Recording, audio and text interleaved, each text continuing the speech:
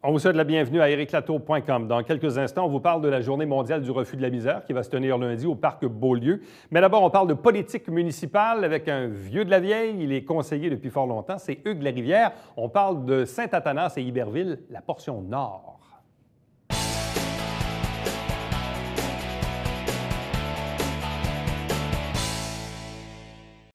Comme on le fait à chaque automne, on reçoit tour à tour les différents conseillers municipaux de la ville de Saint-Jean-sur-Richelieu. Question de dresser le bilan des dernières années. On est à 3 ans de fait sur le présent mandat, mais aussi parler des enjeux de la prochaine année, 2016-2017, ce qui va nous mener ultimement jusqu'à l'élection le 5 novembre 2017.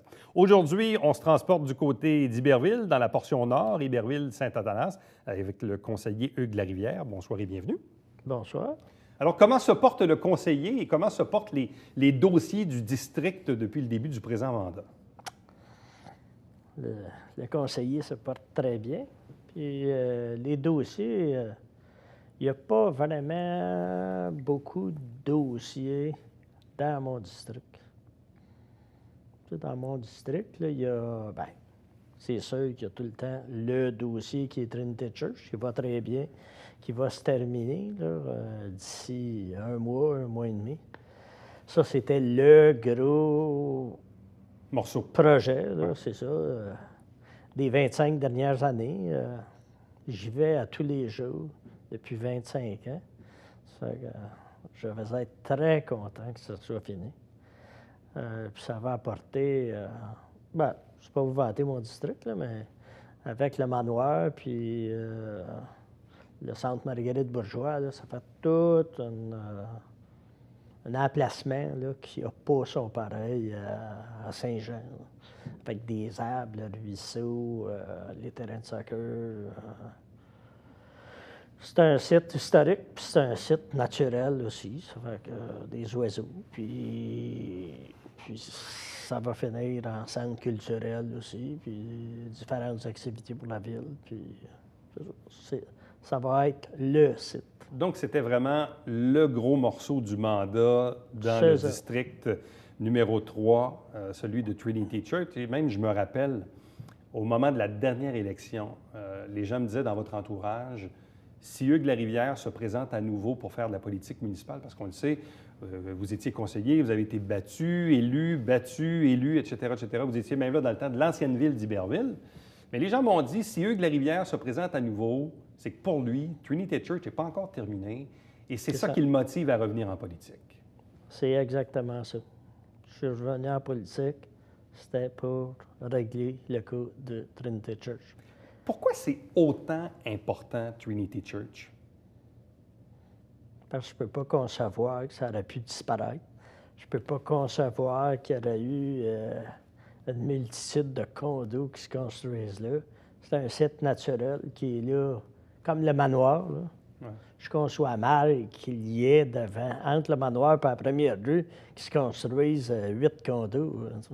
Il y a de la place, mais là, il faut que ça reste comme ça. Bon. Il y a une notion de patrimoine aussi assez importante. Puis,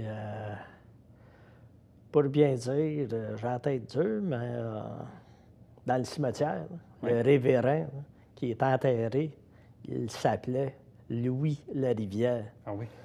Pour porter un nom comme Larivière, puis être le pasteur d'une église protestante en 1850, il fallait que tu sois un petit peu à côté des autres. Je sais pas. Mais c'est juste pour dire, c'est pas parce que c'est familial, mais je sais que mon grand-père allait veiller chez son cousin Larivière, qui était le pasteur de Trinity Church. Donc, les travaux ont cours actuellement. D'ailleurs, si les gens regardent sur Facebook notamment, on voit des photos. Oui. On voit de très belles photos. À quel niveau sommes-nous rendus au niveau des travaux? Qu'est-ce qui reste à faire? Dans l'église comme telle, ils ont fini tout l'extérieur, les fenêtres, la fenestration est finie.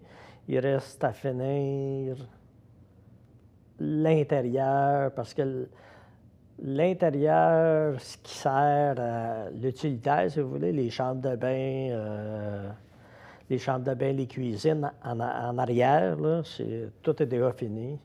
Il reste à asphalter le stationnement, planter les arbres. Le pavé uni est fini de poser. Les lampadaires sont posés. Pour ce qui est du presbytère, ils sont à finir le toit, là, présentement. Puis ils vont faire l'extérieur. Ça va se finir cet hiver. Ça ne sera pas prêt. Donc, pour à quel moment le public aura accès à ce bâtiment-là? Est-ce qu'il y a une ouverture Printemps. officielle au printemps? Oui. Il va peut-être avoir une ouverture officielle cet automne, mais ça va être l'église seulement. Mais comme site, ça va être au printemps. Bon. Et une fois que Trinity donc, sera ouvert au public, donc ça sera un centre communautaire, culturel, multidisciplinaire. C'est ça. Appartenant à la ville, mais géré par un organisme à but non lucratif? Ou géré par le service des loisirs? C'est pas défini encore? C'est pas défini encore. Mais ça se peut que ça soit géré par la ville, puis... Avec la collaboration peut-être des amis de Trinity ou d'autres organismes à vocation culturelle. À suivre. Bon. Donc ça, c'était vraiment le gros morceau qui est en voie de se terminer. Mais qu'est-ce qui va rester à faire dans le district numéro 3? Est-ce qu'il y a encore des enjeux de projets domiciliaires? Est-ce qu'il y a encore des enjeux de sécurité, des enjeux d'infrastructure? Les enjeux d'infrastructure, là, aussi, les deux gros enjeux, c'est la rue Bella qui se termine avec les plans, puis c'est après se faire. Puis le petit côté où est... comment ça, boulevard d'Iberville, à la fin, là, où est... voyons, ceux qui font des fenêtres, là... je peux pas vous aider. Non, vous ne pouvez pas m'aider, là, mais là, vous m'avez pris par surprise, là, mais c'est... où ils font... où est l'usine de fenêtres, où est Daniel Bonneau aussi, avec ça. Dans ce coin-là, la rue Arcan. En gros, on peut appeler ça la rue Arcan, là. Tout ce petit développement-là qui n'était pas fini, là, ça va être complété. Ça fait que tout ce qui va être... Toutes les parties de mon secteur qui sont desservies, bien, il n'y aura plus de terrain vacant, là, tout va être fini.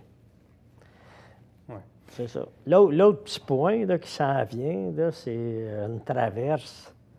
Une traverse, là, par-dessus, au-dessus du ruisseau Aisine, entre le cimetière, le long du boulevard d'Iberville, entre le cimetière et le terrain de l'autre côté, là, pour la sécurité des passants. Ça, c'est l'autre gros projet. Mais pour ce qui est des non desservis, puis j'en parle, puis je vais en parler. Ça, c'était mon autre question. Ça, je vais en parler toute l'année, là. Bon. Je finirai pas d'en parler. Parce que souvent, au conseil, vous intervenez, puis vous dites la chose suivante. Vous ne pouvez pas concevoir qu'en 2016, dans une ville urbaine comme Saint-Jean-sur-Richelieu, qui est fusionnée aujourd'hui, qu'il y a des gens qui paient un niveau de taxe relativement élevé et, dans certains cas, qui n'ont pas encore les services. Et pour vous, ça, c'est un non-sens, là. Il n'y a pas encore les services. On prend juste là, un exemple. Là. Ceux qui ont encore j'appelle ça, là, des rues en terre ou sur la garnette, là, sur la gravette. Là. Pour moi, c'est inconcevable parce que les non desservis, comme à l'Acadie, Saint-Athanas, Nord-Sud, dans Saint-Eugène, payent les mêmes taxes que les autres, sauf la taxe d'eau. Ils ne payent pas la taxe d'eau, mais ils payent les taxes comme tout le monde. Puis, quand même qu'on dirait, bien, ils sont allés s'installer là, il y avait juste à s'installer ailleurs. C'est bien beau, mais entre nous deux, là, quand, je ne sais pas, là, on parle là, de la traverse de la 35. OK. 5 millions, là, la traverse de la 35, là, la traverse piétonnière. Vous parlez de la future passerelle à Saint-Luc? C'est ça. Ça, qui va payer ça? Pas une taxe de secteur, c'est l'ensemble qui va payer ça. Fait que la personne là, qui n'a pas d'asphalte dans sa rue va payer une piétonnière au-dessus de la 35, puis qui peut-être n'ira jamais. Mais ça, c'est pas bien grave. Mais, au départ, là, pour moi, là, au départ, qu'est-ce qui est le plus important? Finir tes rues qui sont sans gravelle ou faire des traverses. Puis, je ne suis pas contre la traverse. Mais à un moment donné, il faut que tu donnes un peu à ceux qui ne reçoivent rien. Je vous prends juste un exemple. C'est la route 133 ou chemin bord de l'eau à Iberville dans mon secteur. La Ville n'a jamais payé un morceau d'asphalte. Ça appartient au provincial. Tu sais, le déneigement à l'hiver, la Ville, ça leur coûte rien. Donc, c'est de là. Il faut faire une espèce de, comme au fédéral, là, la péréquation. Il faut faire une péréquation entre le desservi et le non desservi en chose. Puis les taxes de Saint-Athanas ont doublé puis triplé, puis l'Acadie ont doublé et triplé. On peut-tu, à même ce triplage-là, leur réserver un petit montant pour leur faire des travaux qui leur coûtent rien? Ah ben là c'est ça, puis c'est ci, puis c'est ça. Mais, je veux dire, puis quand, je ne sais pas, moi, il y a un tuyau là, qui perce dans Iberville, là, dans le vieux Iberville, là, puis qui viennent, ils viennent de réparer. Ben, c'est l'ensemble qui paye ça. Comme, tu sais, des fois, Mme Marcoux me reprend, puis elle dit, moi, je suis Larivière. Bien, M. Larivière, là, quand c'est l'ensemble qui paye, là, ben, l'ensemble, c'est tout le monde. Puis il paye de même toute taxe. Puis il paye tout. Donc, il devrait recevoir autre chose, dans la même veine de la péréquation, là, la vidange des fosses septiques et des champs d'épuration. Tu sais, la vidange des fosses septiques, ça, on en a parlé à l'élection, puis c'est bloqué. Ça serait un moyen de leur remettre 200-300 piastres par année. Tu sais, il y en a 4000 non desservis. Là. À 200 piastres, c'est 800 000. Cette gang de non desservis-là, de Père-Fugia, ils leur ont triplé leurs taxes. Peux-tu lui donner une petite affaire qui soit une espèce de compensation? Moi, ma réponse, c'est oui. Puis on va en entendre parler jusqu'à l'élection. Rue Conrad-Gosselin. Oui. Qui s'est développé avec du commercial pas mal. Est-ce qu'il y a autre chose à faire, à améliorer, à ajouter, ou est-ce que la rue commence à se remplir telle que prévu? Non, mais la rue de Siligou puis le Caduc est là, sera déjà remplie. C'est ça, parce que M. Laplante attend depuis 10 ans. Puis même la pharmacie voulait qu'il y ait chez M. Laplante, voulait s'installer là aussi. Là. Bon. Ils attendent depuis 10 ans. Puis tous les terrains, là, sur chaque côté de Bella, là, la journée que l'eau et la Caduc passent là, dans ma tête à moi, là, ça va prendre 1 an et demi, tout va être bâti. Bon. Dernière question. Si effectivement Trinity Church est comme pas mal réglé, vous avez déjà annoncé le printemps dernier, quand vous êtes venu ici, évidemment, votre intention de vous représenter à nouveau en novembre 2017, pas avec M. Fecteau, ce que vous avez déjà annoncé. Mais là, si Trinity est réglé, qu'est-ce qu'il va rester à faire? Pourquoi Hugues Larivière solliciterait un nouveau mandat? Ce serait quoi son leitmotiv pour le prochain mandat? La parité pour tout le monde, l'égalité pour tout le monde. Mon petit côté communiste. Puis allez-vous vous présenter indépendant ou en équipe? Aucune d'eux. Trop tôt. Pardon? Trop tôt? Ouais, trop tôt, là. On attend. La récolte. Les récoltes, c'est l'automne. C'est l'automne prochain. Dans un an. C'est ça. Hugues Larivière, merci beaucoup. Ça me fait plaisir. Restez avec nous. Au retour, on vous parle de la Journée mondiale du refus de la misère qui se déroule ici au Parc Beaulieu le lundi 17 octobre.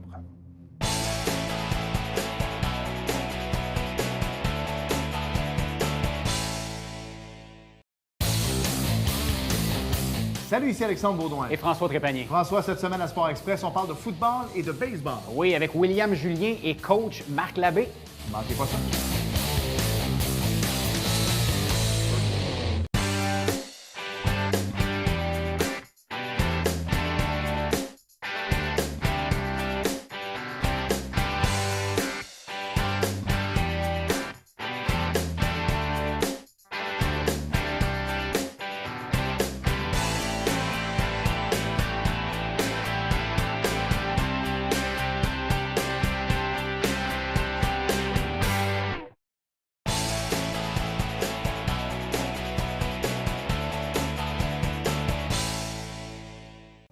Lundi, le 17 octobre, au Parc Beaulieu, à Saint-Jean-sur-Richelieu, Journée mondiale du refus de la misère. 2 invités pour en parler. D'abord, Mme Lise Boulanger, qui est la porte-parole de ATD Quart-Monde à Saint-Jean-sur-Richelieu. Bonsoir à vous. Bonsoir. Accompagné du porte-parole de l'événement, il s'occupe des maisons des jeunes à Farnham et à Saint-Jean, Jean-François Pomerleau. Bonsoir et bienvenue. Bonsoir. Bon, qu'est-ce que c'est, Mme Boulanger, la Journée mondiale du refus de la misère? Ça fait plusieurs années que ça existe, mais et aussi à Saint-Jean, ça fait plusieurs années qu'on célèbre C'est la notre journée. 7e année cette année. C'est notre 7e année. Puis la Journée mondiale du refus de la misère, c'est la journée où les personnes qui vivent la pauvreté et l'exclusion sociale, c'est leur journée. Parce que durant l'année, pendant 364 jours, on les écoute pas, on leur donne pas la parole. Et puis cette journée-là, c'est leur journée à eux, pour s'exprimer, puis dire qu'est-ce qu'ils désirent, qu'est-ce qu'ils veulent pour changer les choses. Bon, quel est l'historique de cette journée? Comment ça a démarré, ça? Ça a commencé le 17 octobre 1987 à la place Trocadéro à Paris, devant 100 000 personnes qui ont inauguré une dalle. Cette dalle qui a été construite par ces personnes-là qui vivent la pauvreté. C'est leur dalle à eux autres. C'est un petit peu tout le monde qui a participé. Et puis le Père Joseph leur avait promis qu'il les emmènerait parmi les grands de ce monde. Parce qu'il leur voulait faire comprendre que même s'ils vivent la pauvreté, ils sont intelligents, ils sont capables de faire des choses. Et puis, d'ailleurs, l'année prochaine, ça va faire 30 ans que le 17 octobre, on souligne le 17 octobre l'année prochaine. Ça fait une belle année, ça, l'année prochaine. Et là, vous avez tellement aimé votre porte-parole que vous l'avez renouvelé pour une Ben deuxième oui, année. c'est ça. Jean-François, qu'est-ce que ça te dit, toi, la Journée mondiale du refus de la misère? Bien, moi, en fait, l'association de l'ATD locale, là, tout ça, toute l'équipe, tous les bénévoles qu'il y a autour de ça, ça nous donne une belle énergie. Puis moi, qui travaille au niveau de la jeunesse, il y a une belle ouverture de cette organisation-là envers les jeunes.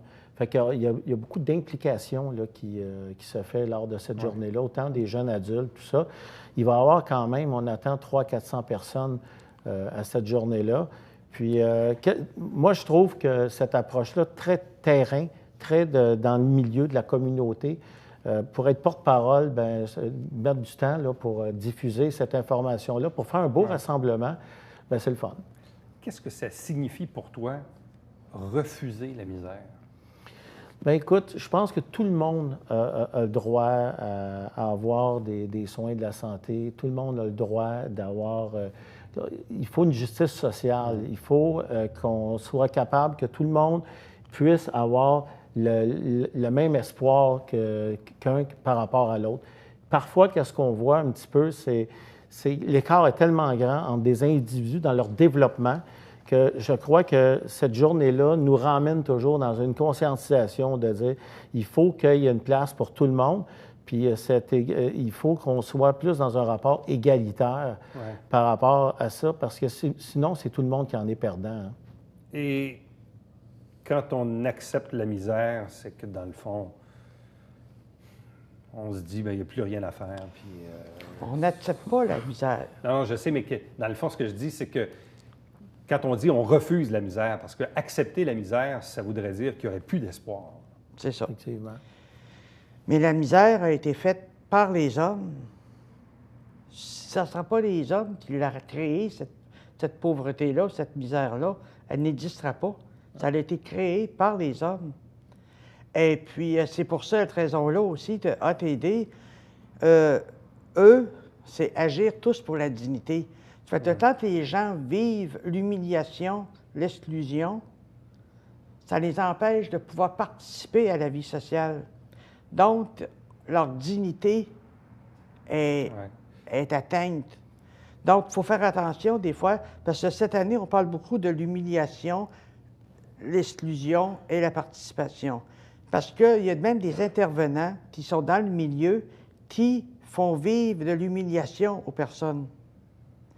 Un exemple, peut-être, je ne sais pas, moi. Non, peut-être que je ne donnerai pas cet exemple-là. C'est un peu trop direct, là. Mais ça arrive souvent, des fois, des gens vont aller à quelque part, mettons, et puis ils voient qu'ils sont sur l'aide sociale ou sont vraiment vivent la pauvreté. Bien, on ne leur portera pas la même attention que, mettons, vous ou moi ou lui qui se présente. Et même si ce sont des intervenants et même si ce sont des organismes voués pour les aider, ce que vous dites, c'est que c'est peut-être dans l'humain, je ne sais pas, d'avoir un jugement pareil? C'est quoi? C'est comme un réflexe? En fait, c'est là qu'on voit le rôle important des organismes communautaires du territoire, là, dans l'accueil, dans l'accompagnement, parce que la vie est vite, mais en même temps, c'est long aussi, dans un cheminement. Puis il y a des gens, des fois, on peut oublier d'où qu'on vient, mais quand tu as un bon réseau, parce qu'il y a toute une communauté qui peut s'occuper de toi aussi. Tu sais, des fois, là, il y avait un proverbe là, qui dit toute une communauté, que c'est, je ne me rappelle pas, là, mais qu'est-ce qui est important de savoir, c'est que c'est comment on peut, dans une communauté, s'entraider et trouver les bonnes stratégies. Puis je crois que dans une journée comme ça nous ramène, comme je disais tantôt, à une conscience de cette entraide-là. Parce que l'humiliation, si je regarde au niveau des gens, l'intimidation, il y en a tous les jours. Est-ce qu'il faut en parler tout le temps? Je crois qu'il faut être sensibilisé, mais il faut parler des bonnes actions aussi, des bons coups. Fait que le devenir de chaque citoyen, il y a des bons gestes, mais est-ce qu'on va remarquer ces gestes-là par rapport à des gens qui vont donner un coup de main par rapport à une nouvelle économique? Peut-être moins. Et le clivage entre riches et pauvres, il est parfois plus apparent dans certains secteurs. Je voyais un reportage, notamment aux États-Unis, dans des villes genre Chicago, Détroit, Miami, où on voyait que dans un quartier à l'autre, la moyenne d'âge des décès était de 80, puis dans l'autre était de 67 ans. Je sais pas. Il peut y avoir des écarts, des fois, de 10, 15 à 20 ans. Oui, surtout. De façon assez importante. Et c'est là qu'on se dit que ça a un impact, là. Mais il faut aussi arriver comme ici dans le quartier Vieux-Saint-Jean, puis il y a d'autres poches de pauvreté à Saint-Jean, vers le coin du Canadian Tire, tout ça. L'isolement. Il faut que les gens ils prennent place dans la communauté. Et ATD veut emmener les gens à venir prendre un brunch gratuit. Puis on veut discuter, puis faire une journée d'animation, puis créer des contacts de solidarité à l'intérieur de cette journée-là. Du groupe, ils vont être présents, là. On veut leur faire prendre conscience que quand ils vivent de l'humiliation aussi, et puis de l'exclusion, ça génère quoi à leurs yeux? Parce qu'une personne qui a des épisodes d'expérience d'humiliation, ça peut arriver à l'amener à un dénuement total. Ouais. Et puis, l'humiliation, c'est pas juste dans le physique, c'est aussi dans le verbal. Ça fait que, mettons, on dit à une personne, on sait bien, toi, tu vis, on te fait vivre, mettons. Bon, bien, lui dire ça, c'est de l'humilier, puis de montrer qu'elle ne vaut pas cher. Ouais. Ça, c'est de l'humiliation. Cette personne-là, elle va avoir honte d'elle. Ça va amener la honte. Ça va l'amener dans l'inaction. Et puis, c'est tout ce qui vient avec. Là. Tout ce qui vient avec, qui fait que la personne ne peut pas se mettre en action. Mais la Journée mondiale du refus de la misère, c'est pas juste ça. C'est pour faire prendre conscience à ces gens-là qui ont le pouvoir de changer les choses, qui ont le pouvoir de dire les choses et te faire avancer. C'est bien beau, mettons, M. Couillard dire telle chose ou bien telle autre affaire, mais les gens, si ça viendrait d'eux, bien, c'est bien de valeur, mais ça ne sera pas les mêmes solutions. Parce qu'ils ont la solution, les autres. Puis ça commence par des gestes concrets. Juste le groupe ATD, tous les bénévoles qui se greffent, qui ils prennent une place ou que souvent, on ne les verra pas à d'autres endroits. Ils vont prendre une place là. Ils vont être là à la journée, à l'organisation. Ils vont accueillir les gens. Déjà, ça, dans une communauté, être capable de mettre en place des endroits où qu'on peut parler, s'exprimer, avoir des opinions, c'est déjà beaucoup. Parce que parfois, il n'y a pas d'endroit où on peut. Puis moi, c'est pas fermé, hein? S'il arrive quelqu'un, puis il dit « Je peux-tu vous donner un coup de main? » Vous êtes les bienvenus. Ça n'arrête pas juste à l'organisation même, mais vous venez, puis vous voulez nous donner, allez-y, vous êtes les bienvenus. Donc, c'est lundi prochain, le 17 octobre. Ça commence à 11 h le matin, au Parc Beaulieu à Saint-Jean-sur-Richelieu. Donc, le transport urbain est gratuit à l'occasion de cette journée. Le dîner, bien sûr, est gratuit aussi. Puis là, vous avez en cours de journée animation, Oui, il y a des chant, animations. musique, des invités. On va avoir chanteur Thomas Hudson qui va Oui. venir. Et puis, on va avoir un témoignage, parce que le témoignage est au cœur de cette journée-là. Ouais. Ensuite, on a une marche patrimoniale dont on peut raconter un peu l'histoire de Saint-Jean.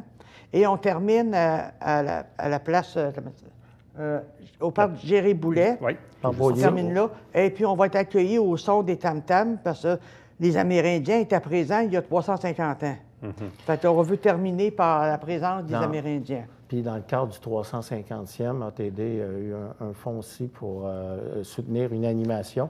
Puis c'est François Lafrenière, qui est de la Société d'histoire de la vallée du Richelieu, qui va animer. Puis on va avoir des surprises du parc Beaulieu jusqu'au Et parc en plus, Géré-Boulet. on a fait ressusciter un personnage, Qui ça? Philippe Debriel Marchand, Ben, qui va être Mais- à la tête de notre marche, puis c'est lui qui va commenter. On, Et le porte-parole va être en avant aussi, il va On- marcher en avant, puis tout ça. on va avoir des surprises dans Oui. l'information. Moi, j'ai appris encore des choses je suis né de Saint-Jean, là, mais j'avais encore à apprendre par rapport aux rues là, qui va longer le Puis les personnes qui ont fait cette journée-là, c'est des personnes qui vivent de l'exclusion, de la difficulté. Puis c'est toutes leurs idées à eux qui ont fait que cette journée va être comme ça. Journée mondiale du refus de la misère. L'invitation est lancée. Merci à vous deux. Bonne chance. Merci. Merci. Reste avec nous au retour, le Babillard quotidien.